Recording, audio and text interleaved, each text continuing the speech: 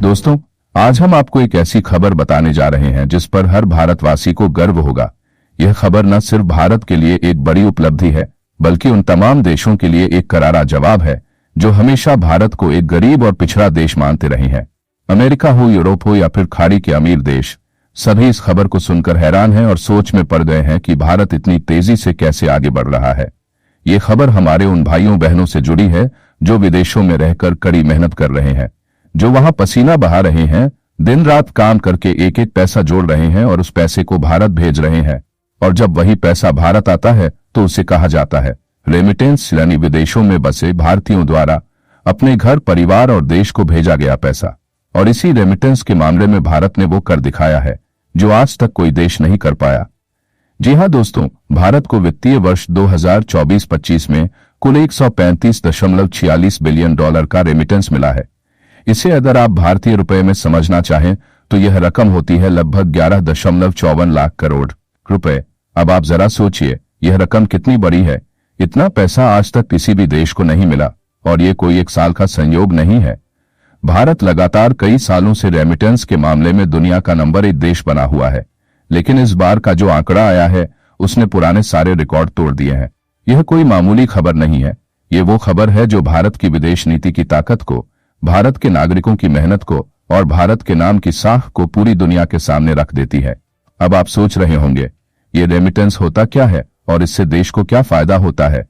तो चलिए सबसे पहले आसान शब्दों में आपको समझाते हैं। रेमिटेंस वह पैसा होता है जो कोई व्यक्ति विदेश में नौकरी या व्यापार करके अपने परिवार या देश को भेजता है। मान लीजिए कोई भारतीय अमेरिका, दुबई या यूरोप में रहकर काम करता है और हर महीने अपने परिवार को पैसा भेजता है, तो वो पैसा रेमिटेंस कहलाता है। अब आप सोचिए कि पूरी दुनिया में ऐसे करोड़ों भारतीय हैं जो विदेशों में रहते हैं। कोई मजदूरी करता है, कोई टेक्नोलॉजी सेक्टर में है, कोई डॉक्टर है, कोई टेक्नोलॉजी सेक्टर में है, कोई इंजीनियर है, कोई टैक्सी चलाता है, कोई दुकान चलाता है। लेकिन सभी की एक बात कॉमन होती है, अपने देश के लिए प्यार और अपनों के लिए जिम्मेदारी। यही वजह है कि जब वो पैसा कमाते हैं तो उसका एक बड़ा हिस्सा भारत भेजते हैं और यही पैसे भारत के लिए बन जाते हैं रेमिटेंस। अब सवाल उठता है, भारत को इससे क्या फायदा होता है? तो इसका जवाब है बहुत बड़ा फायदा। जब भारत को डॉलर में पैसा मिलता है तो वो हमारे विदेशी मुद्रा भंडार यानी फॉरेन एक्सचेंज रिजर्व को मजबूत करता है। इससे भारत की करेंसी मजबूत होती है, रुपए की वैल्यू बढ़ती है और देश की आर्थिक स्थिति मजबूत होती है। जब भारत के पास ज्यादा डॉलर होंगे तो वो विदेश से तेल, गैस, मशीनें, दवाइयां, तकनीक आदि खरीदने में सक्षम होता है, क्योंकि ये सब चीजें डॉलर में खरीदी जाती हैं। इससे भारत की आर्थिक आजादी बढ़ती है और ये पैसा सिर्फ सरकार के पास नहीं जाता, ये पैसा पहुंचता है हमारे गांवों में, कस्बों में, छोटे शहरों में। यानी ये पैसा वहां पहुंचता है जहां जरूरत होती है। इस पैसे से लोग घर बनाते हैं, बच्चों की पढ़ाई कराते हैं, खेती में निवेश करते हैं, छोटे बड़े व्यापार शुरू करते हैं। इसका सीधा असर भारत के गरीब और मध्यम वर्ग के परिवारों पर पड़ता है। भारत के बैंकिंग सिस्टम में भी इस पैसे की वजह से कैश फ्लो यानी धन का प्रवाह बढ़ता है। खासकर ग्रामीण इलाकों में स्थित बैंक और सहकारी समितियां इससे लाभान्वित होती हैं। अब आप समझ गए होंगे कि ये रेमिटेंस सिर्फ एक पैसा नहीं, बल्कि करोड़ों परिवारों की जिंदगी की उम्मीद है। अब जरा इस आंकड़े को और गहराई से समझते हैं। भारत को इस बार 135.46 अरब डॉलर का रेमिटेंस मिला है। अब इसे समझने के लिए कुछ तुलनाएं करते हैं। यह रकम पाकिस्तान के कुल विदेशी मुद्रा भंडार से 5 गुना ज्यादा है, बांग्लादेश के पूरे साल के बजट से 3 गुना ज्यादा है, दुनिया के 90 से ज्यादा देशों की पूरी जीडीपी इससे कम है। ये रकम इतनी बड़ी है कि अगर इसे हर भारतीय नागरिक में बांटा जाए तो हर आदमी को हजारों रुपए मिल सकते हैं। अब जानते हैं कि ये पैसा भारत को किन देशों से सबसे ज्यादा मिला?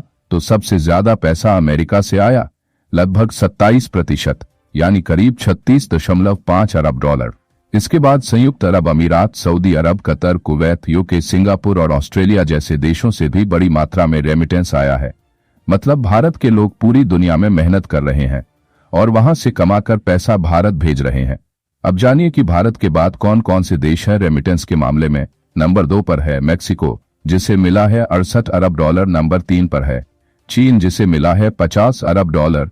यानी भारत अकेले इन दोनों देशों के मुकाबले 2 गुना रेमिटेंस हासिल कर रहा है।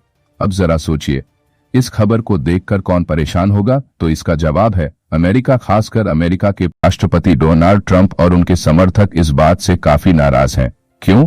क्योंकि अमेरिका में रहकर भारतीय जो पैसा कमा रहे हैं वो वहां की अर्थव्यवस्था को तो फायदा पहुंचाता है, लेकिन जब वो पैसा भारत भेजा जाता है तो अमेरिकी सरकार को कोई सीधा लाभ नहीं होता।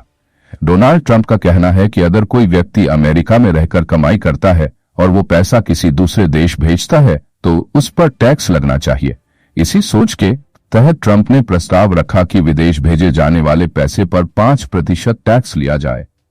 यानी अगर कोई भारतीय अमेरिका में $100 कमाकर अपने देश भेजे तो अमेरिका की सरकार उस पर $5 काट ले। मतलब काम भारत का नागरिक करे, मेहनत उसकी हो, पैसा उसकी कमाई का हो और उसमें से भी अमेरिका हिस्सा मांगे। इस प्रस्ताव का बहुत विरोध हुआ। भारतीय समुदाय ने इसका जमकर विरोध किया। इसके बाद ट्रंप को इसे घटाकर 3.5% करना पड़ा, फिर 1% किया गया और अब कहा जा रहा है कि यह नया टैक्स 2026 से लागू किया जाएगा।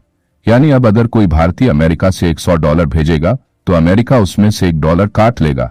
सोचिए कितना अन्यायपूर्ण फैसला है ये, वो भी तब जब भारतीय अमेरिकी अर्थव्यवस्था में बड़ा योगदान दे रहे हैं।